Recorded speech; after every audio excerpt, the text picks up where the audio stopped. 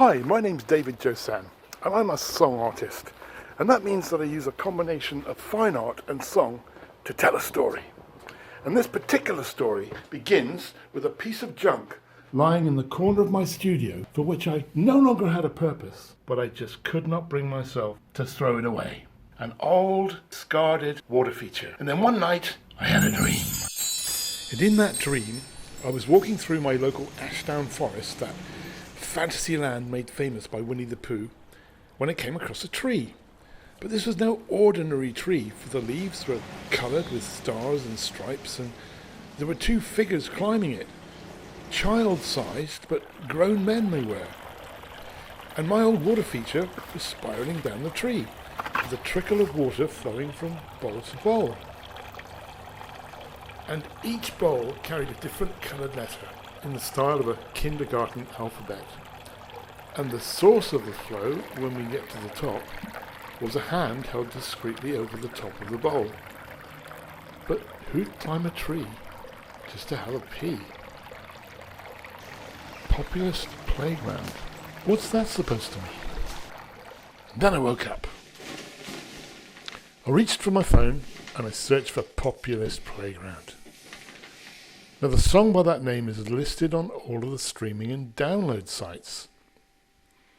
It's a memorial to populism, with a satirical account of the decades that preceded the peak populism of the Trump term.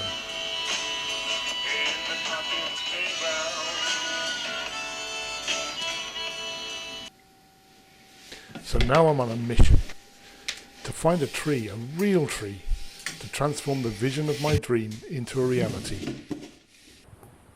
But that's a tall order, because the tree has to be the right size and the right configuration of branches to fit the man-child figures, and it has to be appropriate for felling. Well, eventually I found the perfect specimen, a young self-seeded sycamore that had no future because it was too close to a public footpath. So, having obtained permission from the owner, down it came.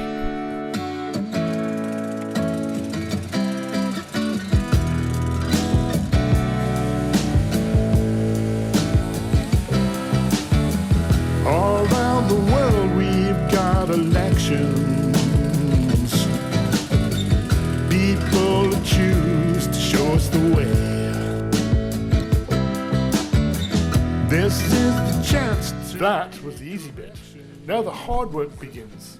Firstly, every part of the tree needs to be soaked in a solution of glycerin and water to preserve it and stop the leaves from dropping off. That took several weeks in total. I drafted in some help to paint the leaves because there's so much else for me to do. Like hacking two slender, erect plastic resin child mannequins into stooping, rotund politicians. That takes a lot of sawing, drilling and stitching back together. And when it comes to clothing, even more cutting and stitching, because child versus adult proportions are equally incompatible. Now the most challenging part. I've never sculpted a head before, but I figured that if I started with a pair of glass eyes accurately positioned in an MDF armature, everything should flow from there.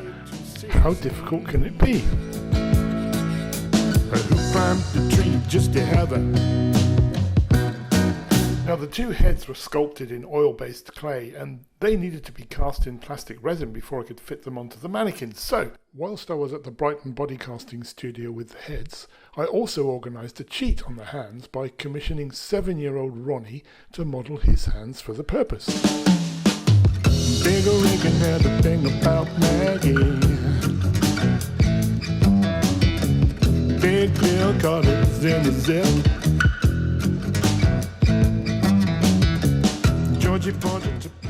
So it now remains to paint all of the skin tones, then fit and style the wigs before the build can finally begin. But who was the chump who jumped the whole bunch? Who was the champ in the populist playground? In the populist playground. In the populist playground.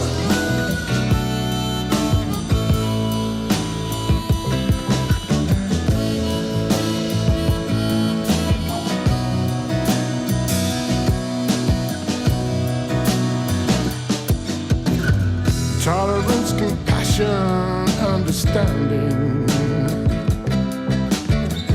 That's what the world needs to see. Sometimes we all just need some grounding. That's what you call democracy. But who climbed the tree just to have a phony Tony could build a big stash? Obamacare burned a whole lot of cash. And Dave C left a hell of a mess. Theresa may have been for in and for out. But who was the chump who jumped the whole bunch? Who was the champ in the populist playground?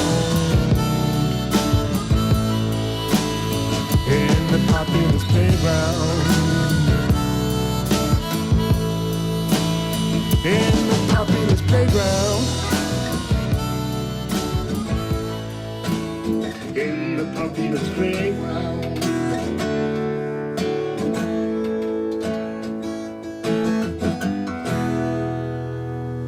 So, since you traveled with me this far, I want to set you a challenge. You may have noticed there are 2 national flags represented in this piece, but you may not have noticed the third, equally significant but slightly more obscured. So I'm going to set you this challenge.